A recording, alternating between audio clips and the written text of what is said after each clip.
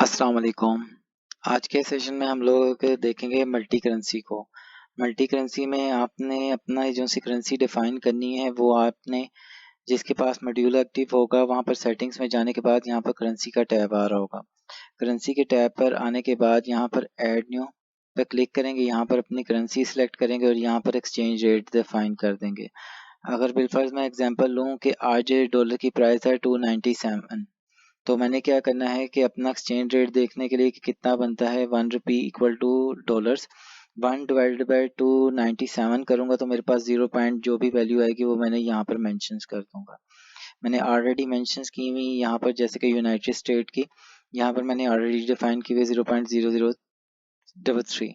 इसी तरीके से आपने डिफाइन करनी है। फर्स्ट स्टेप आपका कंप्लीट हो जाएगा, आपने करेंसी डिफाइन कर देनी है। अब सेकंड स्टेप में आपने अपना बैंक क्रिएट करना है उसी करेंसी का जिस करेंसी के आपने जो सी है क्रिएट की है करेंसी। फर्स्ट स्टेप में यहाँ पर ऐड न्यू पर आने के बाद यहाँ पर आपने अपना बैंक का नेम मेंशन कर देना है, जो भी बैंक का नेम है, और साथ में उसके साथ करेंसी टैग कर देनी है। करेंसी टैग करने के बाद सेव एंड क्लोज करेंगे तो ये आपका सेकंड स्टेप कंप्लीट हो जाएगा कि आपने करेंसी डिफाइन कर ली। अब थर्ड स्टेप में आपने क्या करना है कि कस्टमर क्रिएट करना है अपनी जो सी मल्टी करेंसीज का। मल्टी करेंसीज का क्रिएट करने के बाद आपने ऐड न्यू पे क्लिक करना है। ऐड न्यू पे क्लिक करने के बाद कस्टमर का जो सा नेम होगा वो आपने यहाँ पर मेंशन कर देना है। मेंशन करने के बाद टर्म्स के टैब में आपने जाने के बाद यहाँ पर उनकी के साथ करेंसी टैग कर देनी है। बिलफर्ज मैं कहता हूँ कि ये मेरा जो सा है अफगानी करेंसी का कस्टमर्स है। अब यहाँ पर मैं इसको करता हूँ save and close.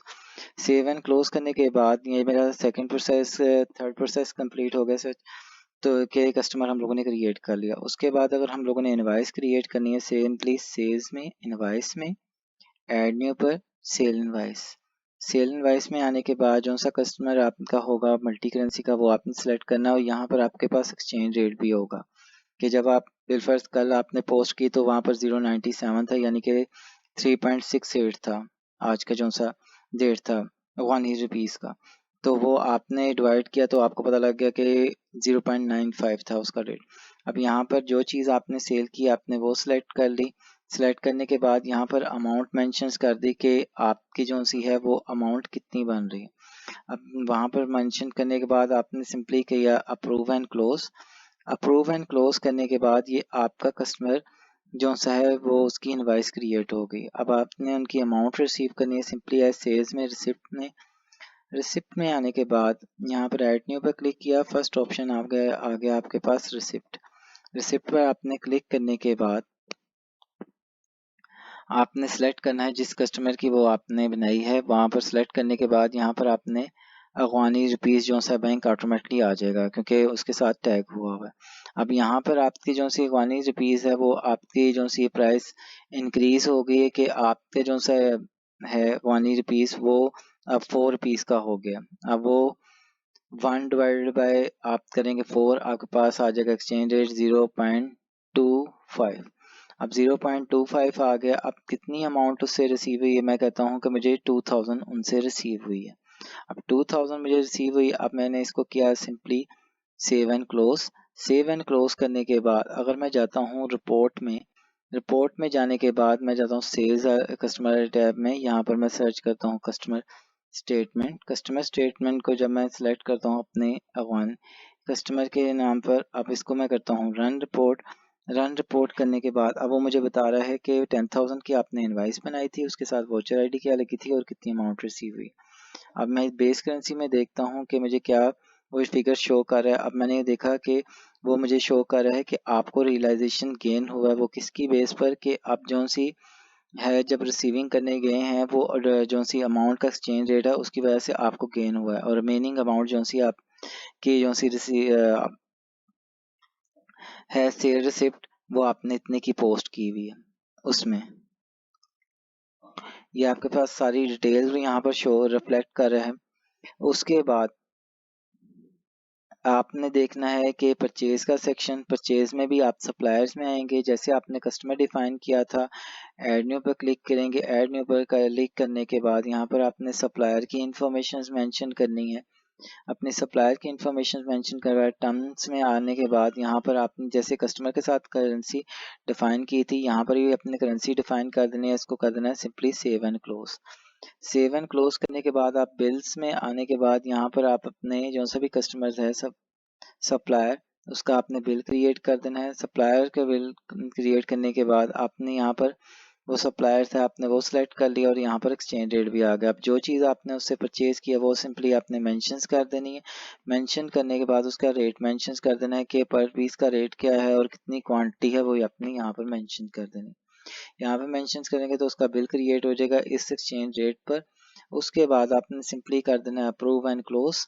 Approve and close करने के बाद जब आप गए पेमेंट्स पर जाने के बाद आपने क्या करना है ऐड न्यू पर क्लिक करने के बाद आपने फर्स्ट ऑप्शन चूज कर लेना है सप्लायर पेमेंट पर आपने जो सा कस्टमर बनाया था यूएसडी वाला बनाया था उसका जो सा बिल था वो सारे आपके पास रिफ्लेक्ट कर रहे हैं। आपने जितनी अमाउंट आपको उस बैंक में रिसीव हुई है वो आपने यहाँ पर मेंशन कर देनी है। बिलफर्ज मुझे रिसीव हुई है 50,000 रिसीव हुई है। अब एक्सचेंज रेट जो सा है वो मेरा हो गया है 0.34 हो गए, यानी कि उसमें वेरिएशंस आई हैं।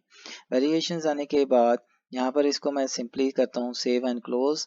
इसी तरीके से जैसे हम लोगों ने कस्टमर स्टेटमेंट देखी थी उसी तरीके से आप अपने सप्लायर की स्टेटमेंट भी देख सकते हैं कि आपने बेस करेंसी में देखनी है जो सी आपकी बेस करेंसी है।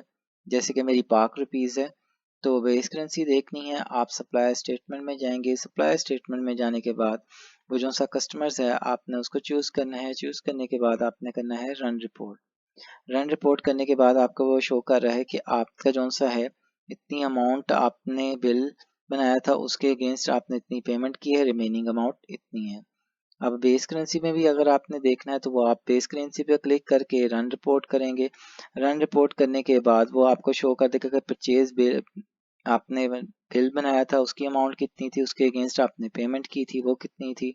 उसके बाद गेन एंड लॉस वगैरह वो जो सी आपके एक्सचेंज की वजह से आई हैं वो आपके पास यहाँ पर शो होने के बाद एट द एंड आपका कितना पेएबल बैलेंस स्टैंड करता है वो आपके पास यहाँ पर रिफ्लेक्ट कर देगा।